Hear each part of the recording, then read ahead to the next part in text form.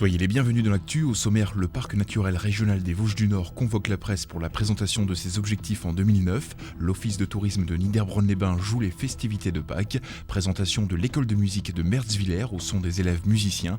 Et tout de suite, du nouveau sur l'enquête concernant les revenants de l'expéridrome.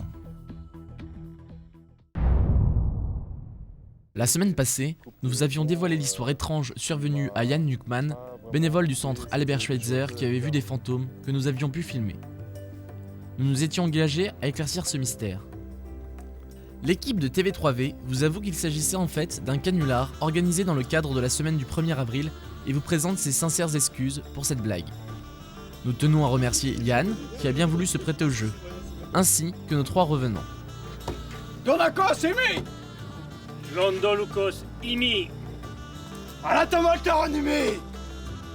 Ces derniers appartiennent à une troupe de reconstitution historique, les Trimatriki, spécialisés dans la période gauloise.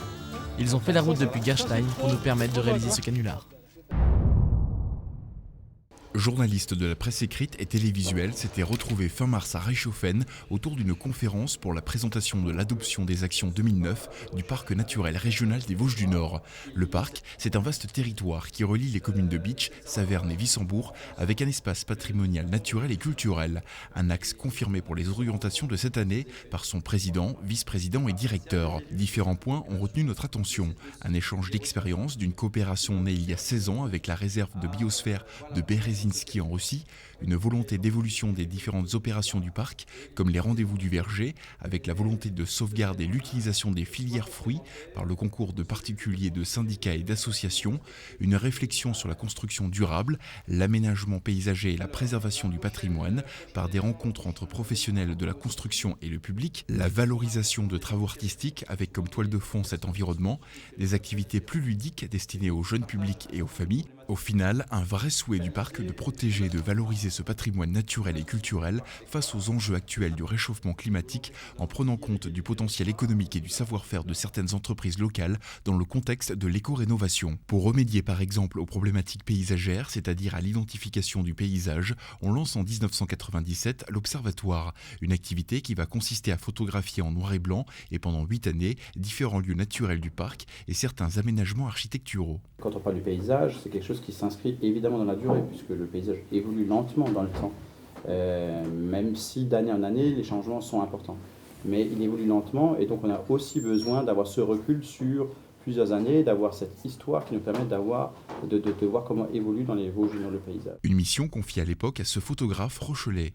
Aujourd'hui, on réédite l'expérience en conservant au maximum les premiers repérages de 97. Il s'agit de comprendre et de réfléchir et de voir la manière dont les choses se font. Il ne s'agit pas de pointer du doigt en disant attention, danger, etc. Ce qui est intéressant aussi, éventuellement, c'est de conserver des points de vue sur lesquels il ne se passe rien. Ou très peu de choses, parce qu'il y a toujours un moment où ça va basculer. La prise de vue de 40 photos couleurs par an pendant 2 ans vont permettre ensuite une sensibilisation de certains acteurs économiques face aux enjeux culturels. Nous, on va lire une forêt de façon très positive. Oui, c'est de très beaux arbres. Sauf que la personne qui va faire de la sylviculture va dire bon, le bois n'a un très mauvais rendement, donc il va l'analyser de façon très négative. Et la personne qui va travailler sur l'environnement va se rendre compte que c'est un habitat pas très intéressant et donc très faible. Avec une telle communication médiatique, il semblerait bien au final que de grands chantiers semblent être aujourd'hui à l'ordre du jour pour le parc naturel régional des Vosges du Nord.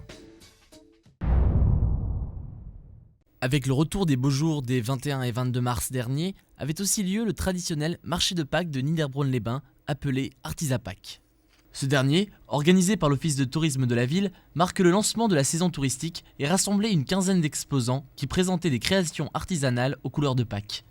Ce marché de Pâques accueille uniquement des artisans, des créateurs. On reste dans une thématique de Pâques principalement, même si on trouve l'un ou l'autre objet, mais principalement une thématique de Pâques. Tout ce qui tourne autour du lapin, de l'œuf, de l'authenticité principalement aussi, et toujours de l'artisanat à Niederbronn. On a commencé ce matin donc par une journée découverte gastronomique avec une démonstration culinaire, un repas de Pâques ainsi qu'une démonstration de chocolat. Une autre animation qu'on a organisée, c'est la fameuse chasse aux œufs. Donc on a mené un petit circuit direction la Basembourg, donc une randonnée déjà. Et arrivé au château, il y a des lapins qui ont caché des œufs pour le plaisir des petits et des grands. L'ensemble des participants semble avoir été séduit par cette 3e édition d'Artisa Pâques.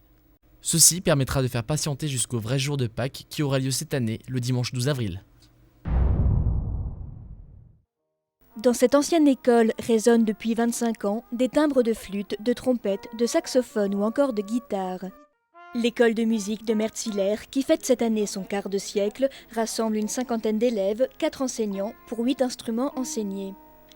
Si la fréquentation de l'école a baissé de moitié depuis sa création, ce phénomène, qui touche de nombreuses écoles de musique, relèverait d'un changement d'état d'esprit général. Il y a la diversité aussi des loisirs qui allait très très vite, qui fait que les enfants passent d'un loisir à l'autre. Or, l'apprentissage musical est un loisir qui nécessite un investissement approfondi et régulier avant de pouvoir s'y épanouir pleinement. La philosophie de base est celle d'interpeller, avec leur consentement bien sûr, à un moment donné, l'effort, j'allais dire, ils consentent à faire un effort et au bout de cet effort, il y aurait le plaisir.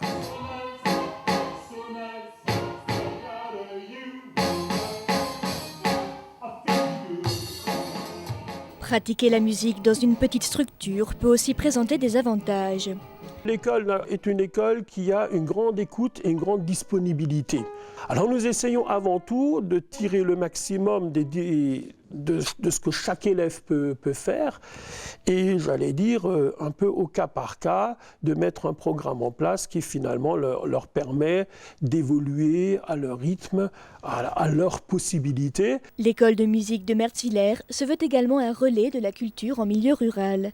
Elle organise ainsi régulièrement des soirées thématiques. La prochaine, le 14 avril, étant consacrée à la trompette. Mais l'événement majeur de cette année sera le concert d'anniversaire. Pour l'occasion, élèves, anciens élèves, parents d'élèves et amis répètent en toute convivialité, mais avec une grande assiduité, 5 œuvres musicales qui seront présentées le 10 mai prochain à l'église catholique du village.